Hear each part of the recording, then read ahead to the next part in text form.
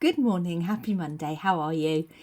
Another week, another full but good diary, and a few words of wisdom before I start the week. And they're words of wisdom for me primarily, but perhaps they'll chime with some of you too. How's your Lent going? Because that's where my words of wisdom start. It's a funny old season, isn't it? Perhaps you're not like me at all. Perhaps you're much more organised than I am, or much more capable than me. But I start with great gusto, and I know not to overcommit and not to give myself too much to do in terms of discipline or fasting or choosing to do something to mark Lent. I need to keep it simple. I need something that is achievable, but that is also recognisable as hitting the brief, as it were. But here we are. We're 10 days in, and I'm struggling to keep up. So my Lenten discipline is to do something different with my prayer life, and I was doing really, really well until Friday, and then I've had 2 days where I've just dropped off completely. And I thought I'd come on here and I would confess that, because that might help me get back onto the straighter path and pick it up again, because I was enjoying it and it was being fruitful.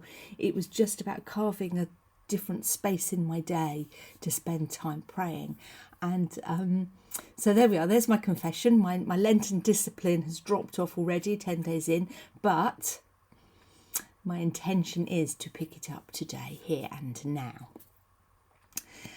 And I thought, well, you know, what happens if you fall off your diet, or if you eat a bit of cake, or if you forget to pray, or if you don't make space to pray? Where does that sit in it all? And well, what do I say to God, and how do I put this one right? Because, of course, I can't put it right. I didn't do it yesterday. I can't go back and make that right with him, with myself, or with the concept of what Lent is. There's a wonderful little line in John's Gospel about some words that Jesus spoke. And I'm going to read them to you from the Message, because they're just a little bit more straightforward.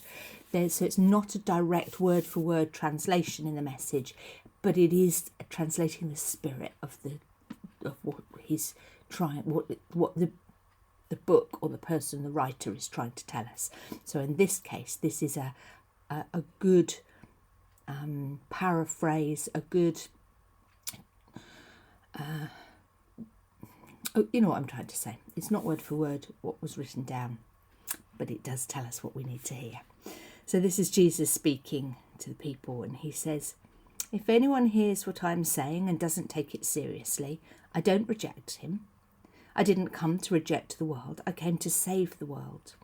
But you need to know that whoever puts me off, refusing to take in what I'm saying, is willfully choosing rejection." Now, I think in that little passage is everything I need to get back on to my prayer, back onto my Lenten discipline, and feeling like I'm getting it right by myself and by God. Because Jesus is saying here, you know, if you get something wrong, I'm not going to reject you. That's not what it's about. But choose to do the right thing, and I will be there for you, and I will love you. He loves us through everything, of course, but he's saying, you need, where is it? I didn't come to reject the world, I came to save the world. Just take me seriously. And so that tells me that I need to not worry about yesterday, but I do need to worry about today. And I do need to get it right by today. So that's my plan.